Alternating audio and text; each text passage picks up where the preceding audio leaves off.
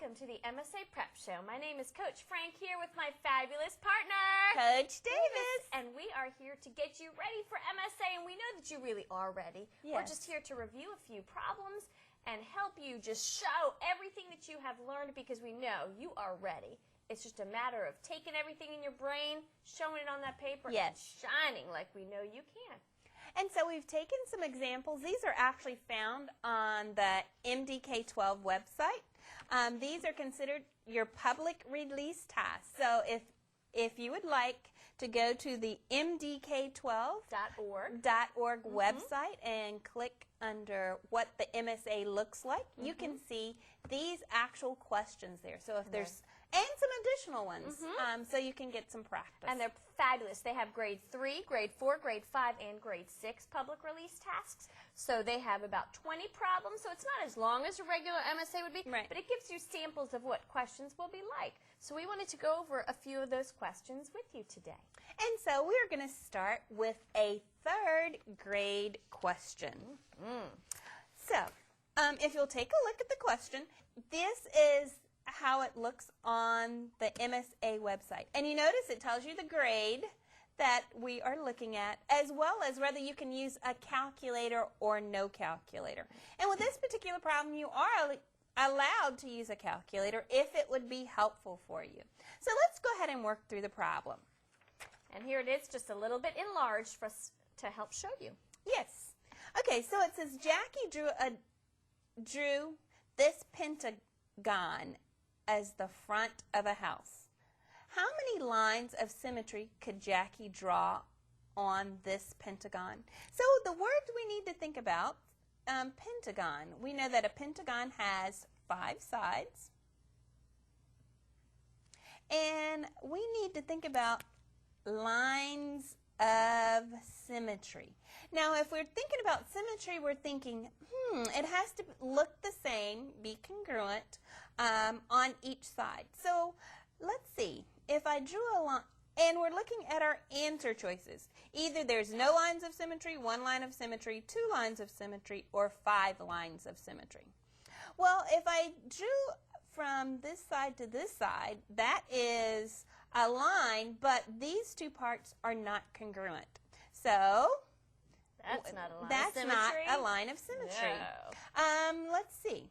If I drew from here to here, this side looks like this side. So yeah, I can eliminate 1.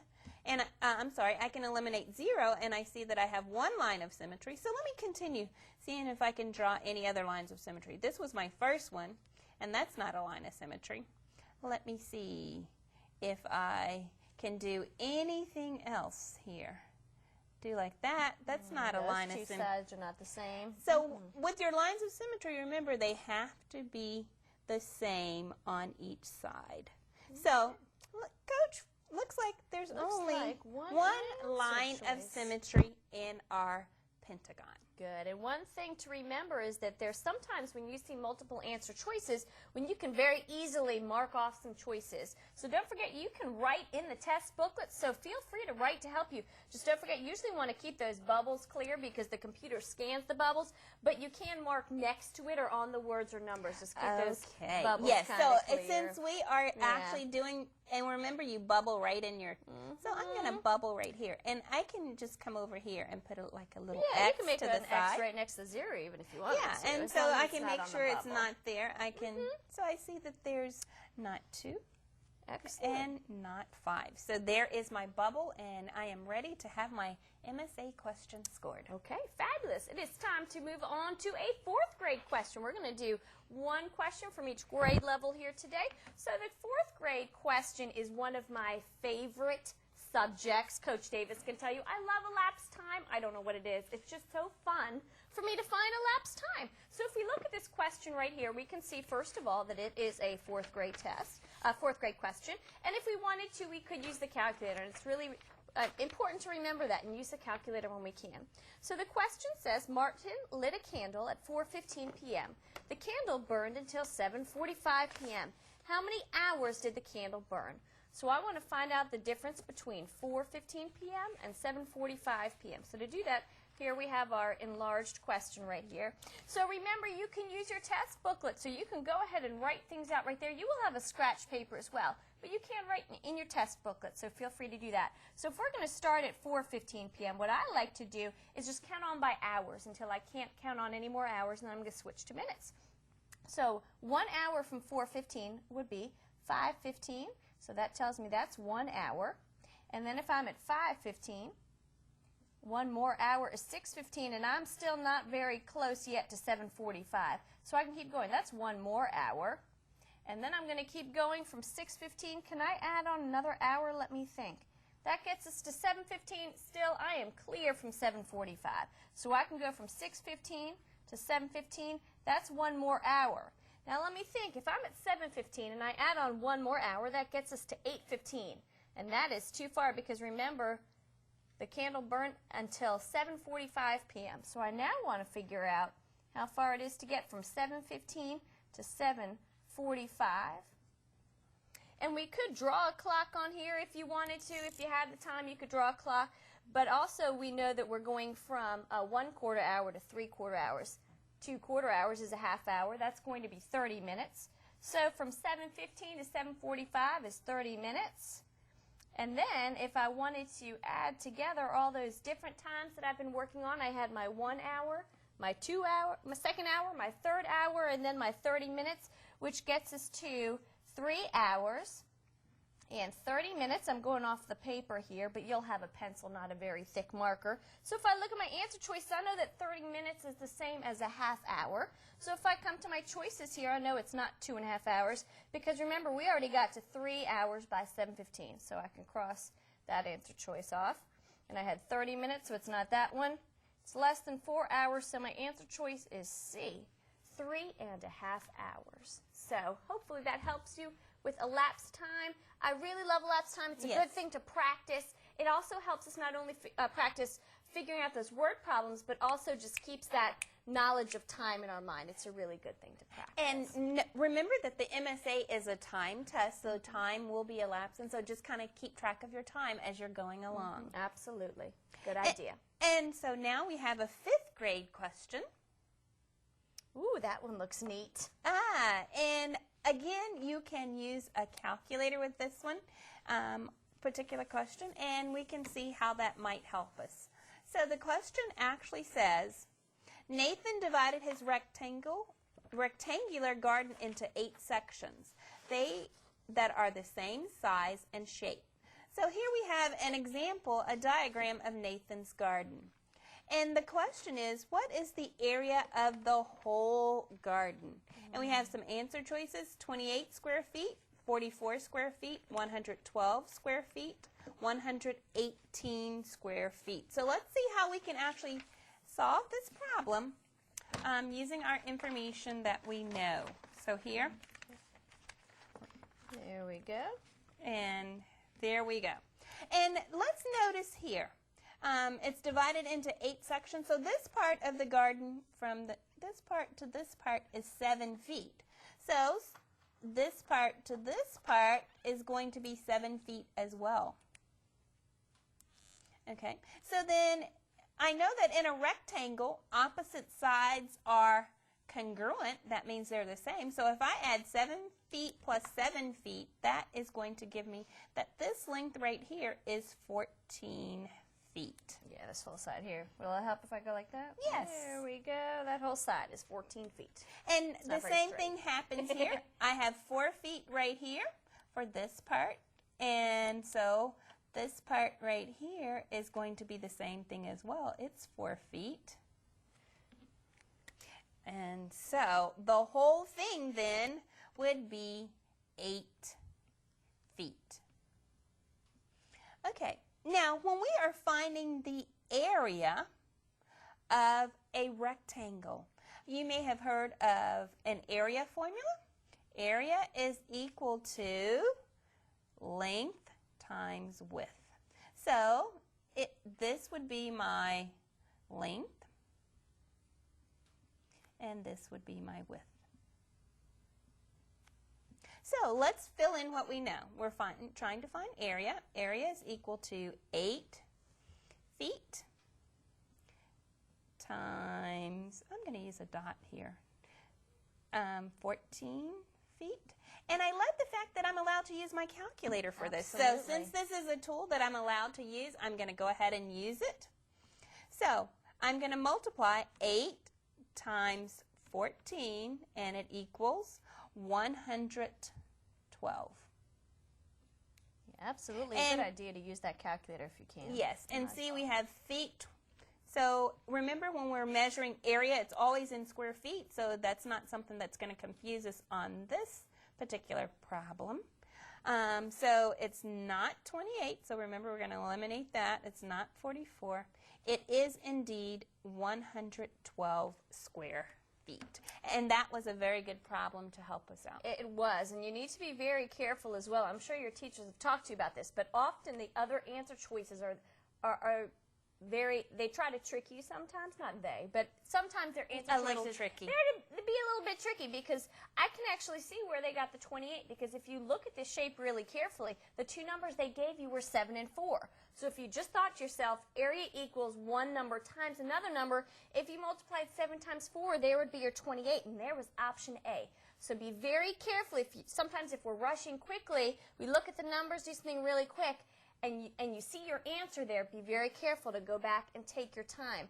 Because sometimes if we do something where it's a tricky answer choice, yes, often that tricky answer choice is going to be there, and we want to be very careful of that. Yes. So, and also if we were trying to find the perimeter, remember that's adding up the lengths of all the sides, Yes. finding the distance around. Yes. So cue in that you're finding the area. Yes, be very careful of those extra answer choices. And speaking of perimeter, our next question is a 6th grade question that actually has to do with perimeter. So this is a 6th grade question.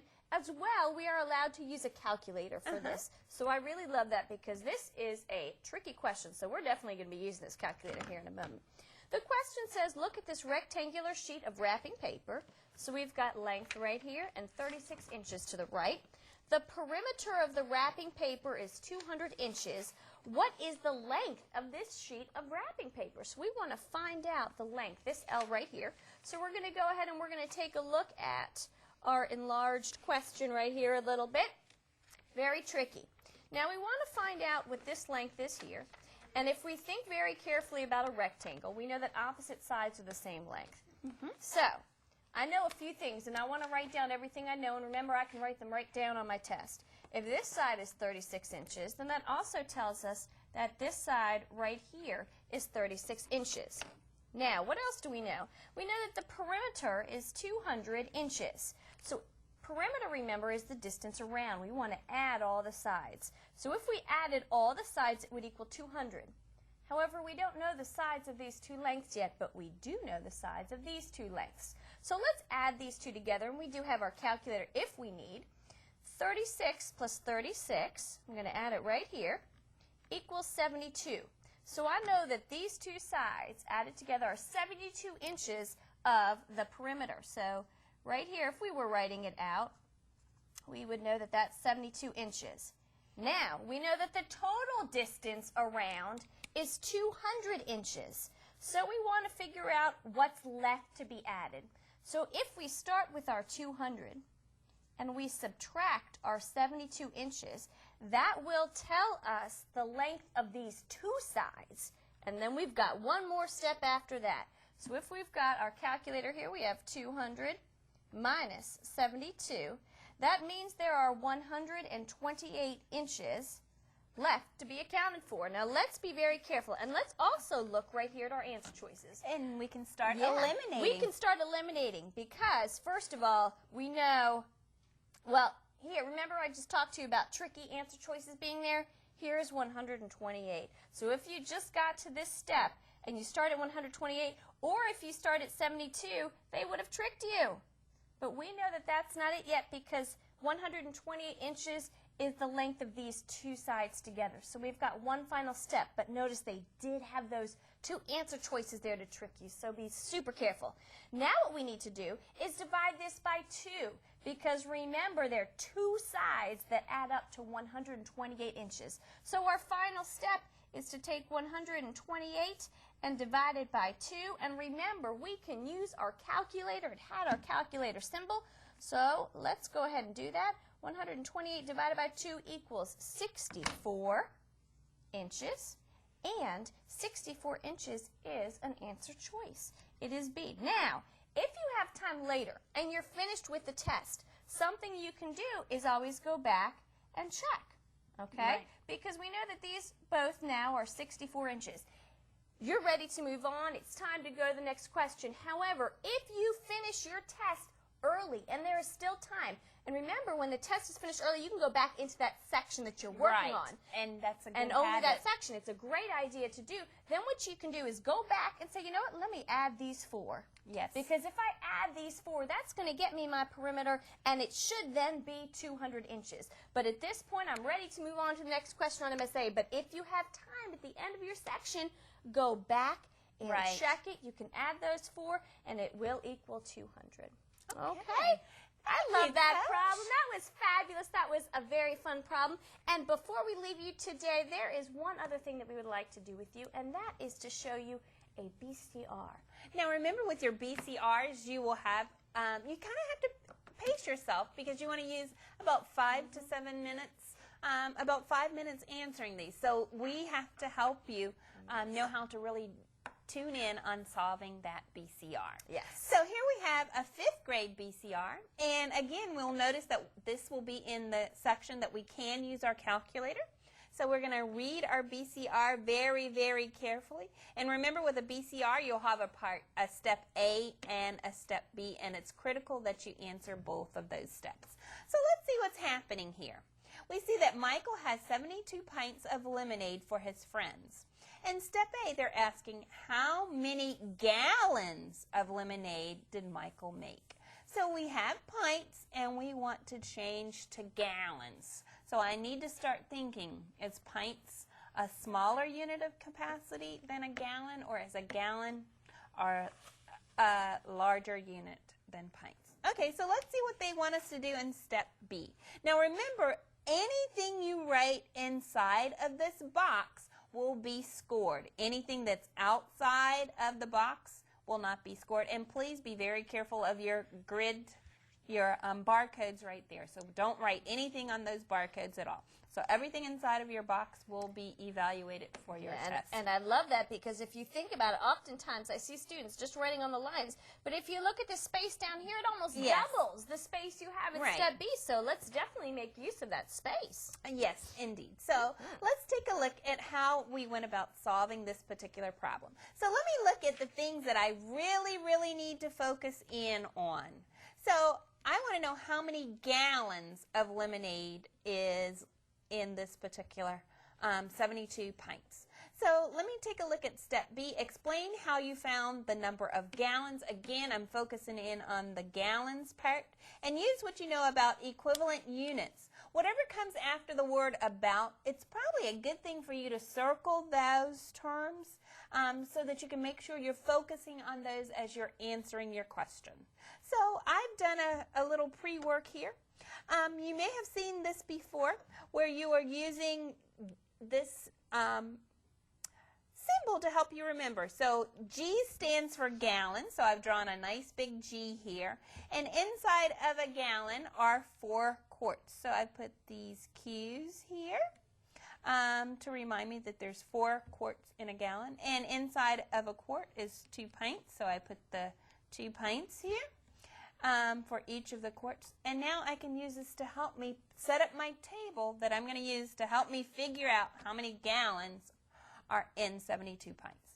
So if 1 gallon equals 4 quarts, 1 quart is equal to 2 pints. 1 gallon would be 2 pints times 4, because there's 4 quarts in a gallon. So 2 times 4 is 8 pints. So for every 1 gallon, I'm going to have 8 pints.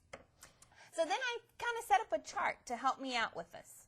So remember, it says use words, numbers, and or symbols in your explanation. So right here, this is considered some numbers that I'm using in my explanation, and so if it makes it very, very clear, then we want to use those. So I'm just breaking my pints up into gallons. For every 8 pints, I'm going to have 1 gallon. So if I have 1 gallon, that's 8 pints. So I've only used up 8. I still have some more to go. If I have 2 gallons, that's 16 pints. If I have 3 gallons, that's 24 pints. If I have 4 gallons, that's 32 pints. If I have 5 gallons, that's 40 pints. If I have 6 gallons, that's 48 pints. 7 gallons would be 56 pints. 8 gallons is 64 pints. And 9 gallons equals 72 pints. Fabulous. Woo, I found it. I love how you worked everything out on there because it's so clear to me that you definitely understand this, and that's a lot of what they're looking for. So that's yes, fabulous. they want you to show your Absolutely. understanding. So remember when you're doing BCR, it says use words, numbers, and or symbols. So I've used combinations of symbols here making my chart. So let's see how I actually use this to help with my calculator. So I've broken these 72 pints up into groups of 8. So I'm going to use my calculator here. So I'm going to say 72. I have 72 pints that I want to break up into groups of 8. If I'm breaking something up into groups of 8, that means to divide. Divided by 8 equals 9. So this is how I got my 9 gallons. 72 divided by 8 equals 9, and that represents my gallons.